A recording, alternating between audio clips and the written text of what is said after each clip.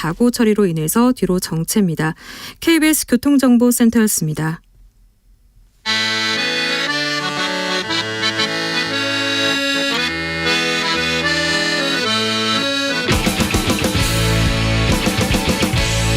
역사를 잊은 민족에게 미래는 없다. 역사에서 배우고 미래를 열어가겠습니다. 애국심으로 미래를 여는 남자, 애국미남단. 애국미남단 1호 단원입니다. 역사학자 전우영 선생님 오셨습니다. 어서 오십시오. 네, 안녕하세요. 네, 전우영 선생님과의 역사 수업 가장 기다리는 시간이기도 합니다. 금요일이어서 그런 건 아니고요. 아무튼 전우영 선생님의 특강을 들을 수 있는 것 자체가 특혜입니다. 이거 특권입니다. 여러분도 수신료의 가치를 여기서 많이 누려보십시오. 전우영 선생님의 그 강의를 들으려면 돈 많이 들어요. 그런데 여기서 잘 들어야 돼요. 오늘은 어떤 수업, 어떤 얘기 해주시겠습니까? 뭐 요즘 좀 하도 수능 시험, 사교육 이런 문제들이 난리라서 그 얘기를 좀 해볼까. 그러게요. 합니다. 참 이거 교육 문제 쉽지 않은데, 그런데 아무튼 요즘 공교육 얘기 나오고 사교육 이권 카르텔 나옵니다. 일타 강사 나오고 역사적으로도 이런 일이 조금 있었죠. 그걸 떠나서 우리가 백년지대계라는 말을 그 교육이라는 얘기에서 하잖아요. 예, 교육을 할 때 항상 얘기하죠. 이제 교육개혁 문제는 100년 앞을 내다보고 해야 된다. 예. 이런 얘기를 늘 지금뿐만이 아니라 늘 해왔어요. 예. 늘 해왔고 사실은 이제 우리 현대사의 교육개혁이라고 불릴 수 있는 사건들이 충분한 시간여를 갖고 진행된 건 많지는 않긴 한데 근데 윤석열 정부는 지금 3대 개혁, 교육개혁, 연금개혁, 노동개혁 3대 개혁을 이제 정권 과제로 내세웠잖아요. 교육개혁을 얘기를 하려면 도대체 뭐가 문제인지, 문제의 진단, 또 어떻게 해결할 것인지, 해결 방법의 모색, 그리고 이제 해결 방법을 찾았다 하더라도 지금 공부하고 있는 학생들의 이제 그동안에 해온 그 과정을 좀 인정하고 그 개혁 대상이 될 세대들은 언제부터 시작할 것인가에 대한 이제 타임 테이블의 작성, 이런 과정을 거쳐야 되잖아요. 그게 이제 그 과정에서 합의가 있을 수 있고 때로는 반론도 있을 수 있겠지만 그걸 좀 깊이 있는 논의를 통해서 수렴하고 채택하고 그리고 해결하는 게 그게 정부의 역할인데 이건 좀 예를 들어 이제 제가 딱 그 세대예요. 1981년 이제 전두환 정부 출범하자마자 그러니까 1980년에 출범했죠. 그러니까 5.18 나고 출범 직전에 그해 1980년 여름에 갑작스럽게 대학 본고사 폐지라고 하는 결정을 내렸어요. 그때도 갑작스럽게 났습니다. 정말 갑작스럽게 났죠. 그러니까 여름방학 되기 전까지 본고사 공부 열심히 하고 있었는데 갑자기 본고사 폐지됐다니까 이제 완전히 우왕좌왕 하는 거죠. 이제는 이 공부 빼놓고 그 예비고사 공부만 해야 되겠다라고 하는 건데 정말 이제 폭력적이고 아무런 대비도 없는 상태에서 학생들이 아무런 대비도 없는 상태에서 그 전격적으로 군사작전 하듯이 이제 시행됐던 그 조치였거든요. 당시에도 그런 이야기들이 있었어요. 왜냐하면 제가 바로 그 세대에 어떻게 보면 피해자고 또 어떻게 보면 이제 직접 당사자인데 저하고 대학 동기가 동기 동창이 바로 전두환 씨 딸이었거든요. 최고 권력자의 자식과 상관이 있습니다. 이 입시 제도가 그 입시 편의를 위해서 입시 제도를 바꿨다는 의심을 받을 수밖에 없었던 일이고요. 그렇군요.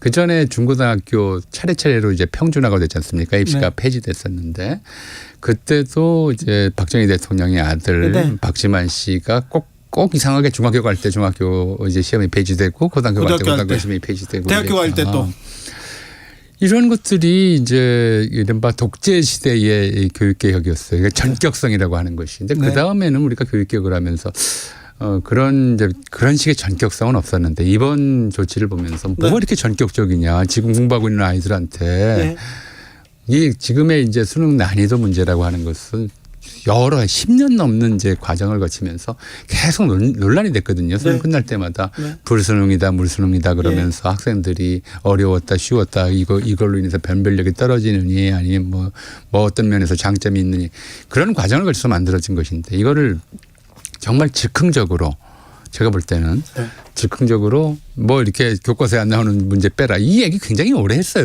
사실은 이거 뭐 정답과도 같은 말이에요. 수십 년 됐어요. 그렇죠. 교과서만 공부하고 할 수 대학 갈 수 있어야 된다는 말은 수십 년 됐는데. 그렇죠. 공교육 강화하자. 문제로 삼은 국어 문제 같은 경우에는 사실 국어는 뭐냐면 교과서 공부 암기 과목이 아니거든요. 예.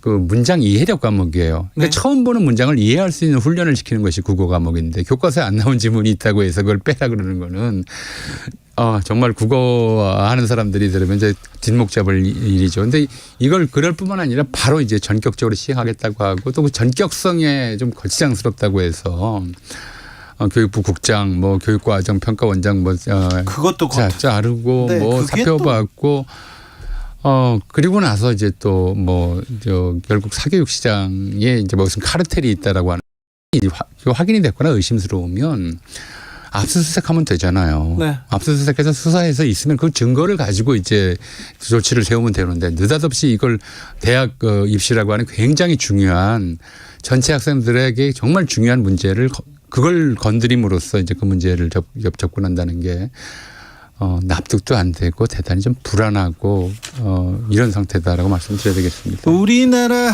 교육이 문제가 있다는 걸 모르는 국민은 없어요. 교육 개혁해야 된다 반대하는 사람 없고요. 난이도 조정 논란 이것도 없애야 된다. 이것도 반대하는 사람 없습니다. 공교육 강화하자, 사교육비 경감시키자. 모두가 이렇게 찬성하는 문제를 이렇게 바른 결정을 이렇게 바르지 않는 식으로 이렇게 전격적으로 얘기해가지고 모두가 혼란스럽게 만드는 참 비상한 제주입니다. 이것도. 자, 그런데 역사에서 이렇게 본고사가 없어지고 학력고사가 없어지고 수능이 나오고 역사학자는 이 교육개혁, 교육제도, 입시제도의 변화를 어떤 측면에서 바라볼까요? 궁금했습니다. 참 어렵습니다. 네. 지금 일단 좀 개념 자체가 우리나라하고 네. 좀 미국 같은 데하고 달라요. 예. 우리는 공교육 그러면 사립고등학교에서 받는 교육도 공교육이에요. 네네. 그렇죠. 네. 예. 학원 빼고는 다. 예. 학교에서는. 그러니까 공교육, 사교육이라고 하는 것이 학교에서 받는 것은 공교육이고 네. 그다음에 학원에서 받는 것은 사교육, 학원이나 네. 과외교사에게 그렇죠. 받는 사교육 이렇게 구분되잖아요. 네. 그래서 많은 나라가 이제 공교육은 공립학교에서 가르치는 교육이고 네. 사교육은 사립학교에서 가르치는 교육이라고 생각을 하고 개념이 다르네요. 다르죠. 그리고 네.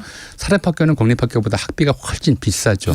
비싸고 이 사립학교를 나오면 이제 명문대 진학하는 게 더 쉽다고 생각을 하고 네. 그 유명한 미국의 아이비리그 5학교들 보면 네. 여기 공립대학 하나도 없어요. 네. 다 사립대학이죠. 네. 근데 한국은 대학은 또 국립대학이 제일 좋은 대학이라고 그렇죠. 하고요. 그 밑에 이제 그 다음으로 사립대학 이렇게 네. 이제 치고 있잖아요. 그러니까 개념이 좀 달라요. 그래서 우리가 공교육 정상화라고 하는 게 과연 뭐냐부터 이제 개념을 접근해 가야 돼요. 그래서 이제 사교육, 그러니까 학원 교육이 필요 없는 교육이어야 한다라고 하는 개념은 원칙적으로 맞는데. 맞죠.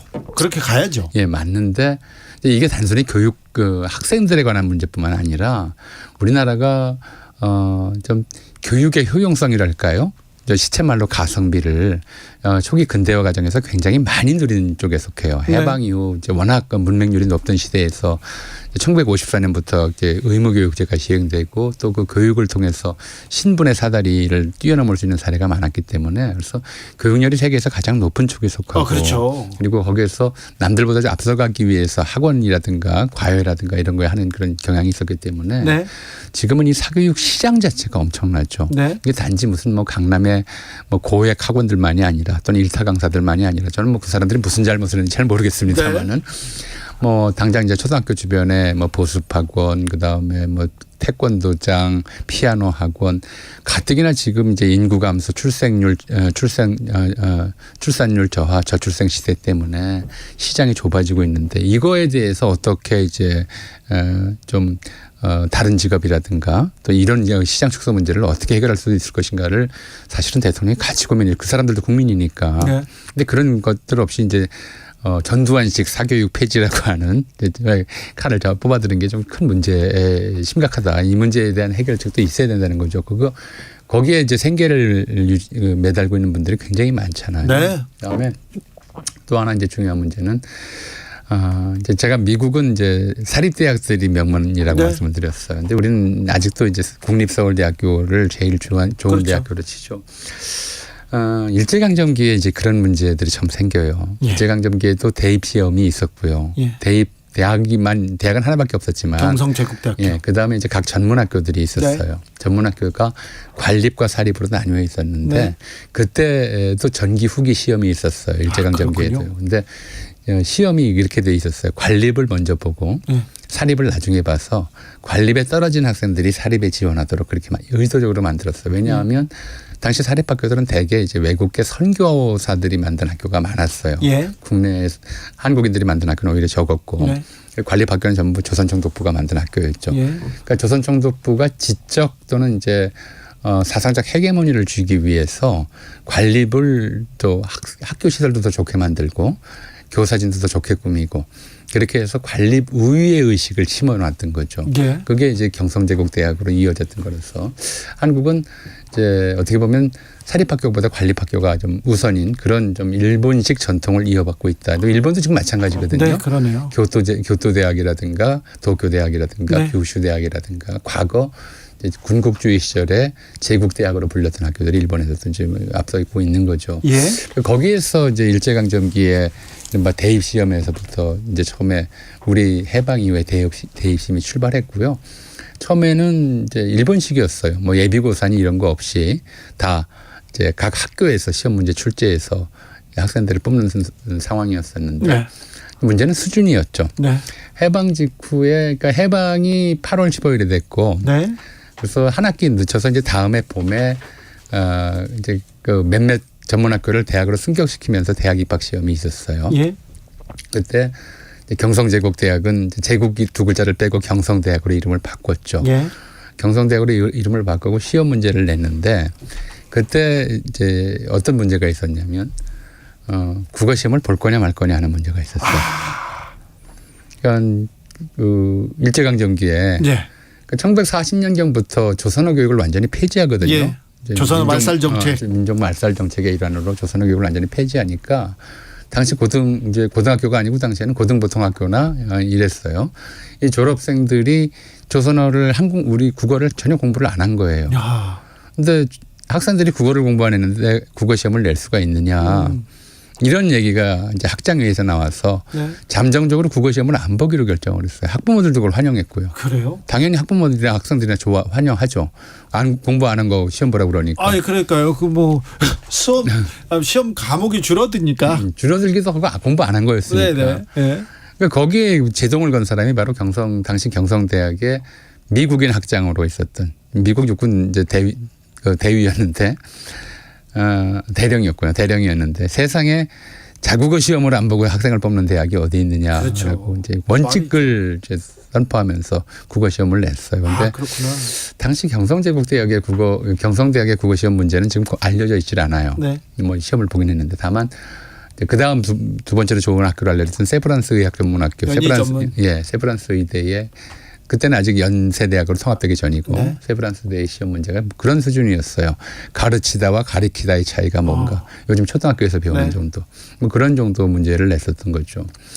그러니까 본고사 체제가 그러니까 이제 해방 이후부터 46년도 이시부터 1968년까지는 계속 이제 대학별로 본고사만 치고 예. 고등학교는 이제 고등학교들을 가르치고 두 개의 연계 과정이 그렇게 중요하지 않았다고 여겼던 것이 예. 고등학교 졸업생의 대학 진학률이 10% 20% 사이였어요. 아주 특권층만 대학을 그렇죠. 다녔죠. 그러니까 1960년대 말에 가서야 고등학교 졸업생의 대학 진학률이 25% 정도, 전체 한국인의 대학 진학률은 10% 미만. 네. 고등학교도 안 가는 사람들이 워낙 많았기 때문에 그렇죠. 여성들 같은 경우에는 초등학교 아니면 뭐 많이 해야 이제 중학교, 네. 고등학교만 나와도 이제 인텔리 여성. 고학력이었죠. 예전에는 고등학교만 나오면 그 선생님도 되고 경찰도 그러니까 되고 다 됐어요. 60년대까지 그런 시기였단 말이에요. 그러다 1968년도에 이제 박정희 대통령이 국민교육헌장이라는 거를 선포를 해요. 네. 그러니까 이제 선포를 했는데 학생들이 안 외우는 거야. 아니 저는 많이 외웠어요. 선생님이 저한테 항상 100번씩 써오라고 해가지고요. 예. 말썽 부리면요. 1968년에 이제 선포를 했거든요. 네. 그러니까 그 안 하는 게 무슨 얘기냐면 고등학교 과목이라고 하는 것이 대학 과목과 연결이 안 돼서 딱 세 과목만 연결이 됐거든요. 국어, 영어, 수학. 나머지 이제 일제강점기부터 1930년대부터 이른바 국민의 윤리 예. 또는 국민적 품성의 함양을 목적으로 하는 과목들이 만들어져요. 국민 과목이라고 그랬어요. 이건 네. 일제강점기에 만들어진 이름이에요. 그게 네. 뭐냐면 국어, 국사, 국토지리. 그다음에 나중에 전두환 정권 때 생겼던 국민윤리 같은 과목들이죠. 이건 이제 국민성을 함양하기 위한 교육이라고 했는데 이런 과목들이 대학 가는데 아무 소용이 없는 데다가 네. 국민교육 헌장을 선포했는데 그걸 외우는 사람도 없이 대학을 간다고 하는 건 이게 말이 안 된다 싶었던 것 같아요. 예. 그래서 그 국민교육 헌장 선포 이듬해부터 모든 대입생 대학 시험 치는 학생들한테 의무적으로 부과하는 시험이 예비고사라는 게 생겨요. 네. 그게 1969년에 첫 예비고사가 치러지죠. 그렇군요. 그게 1982년까지 이제 81년까지죠. 그러니까 네. 82년까지 예비고사라는 이름이 치러졌고 82년도부터는 대입학력고사로 바뀌었고 네. 94년도에 대학 수학 능력 시험이라는 이름으로 이름이 바뀐 거죠. 그러니까 전체 대학교 입학하려고 하는 입시 지원생들을 대상으로 치른 시험은 1969년에 처음 생겼다라는 것이고요. 그 이후 여러 차례 교육개혁 과정들이 좀 있었는데 하나 좀 중요하게 짚고 넘어가야 될 것은 예를 들어서 이명박 정권 때 자율형 사립고라는 것들을 만들었어요. 자율형 사립고 예. 그다음 입학 사정관제 뭐 이런 것들이 만들어졌는데 그래요. 이게 이제 근데 불안했어요. 그 때문에 뭐 입학과 관련해서 이제 부모의 그렇죠. 이제 지위가 자식에게 세습되는 문제라든가 예. 부모의 사회적 네트워크가 입시에 관여되는 문제라든가 네. 이런 것들이 대단히 광범위하게 일어났던 거잖아요. 그렇죠. 그 세대와 관련된 것들이 지금 입시비리라고 거론되고 있는 내용들 그런 것들인데. 그렇죠. 네. 근데 이제 이 자율형 사립고 모델은 그 당시에도 이제 논란이 굉장히 많이 나왔던 네. 것이 이게 미국형 사립학교 시스템. 예. 그러니까 이제 공교육과 사교육의 개념을 바꾸려고 했던 것이죠.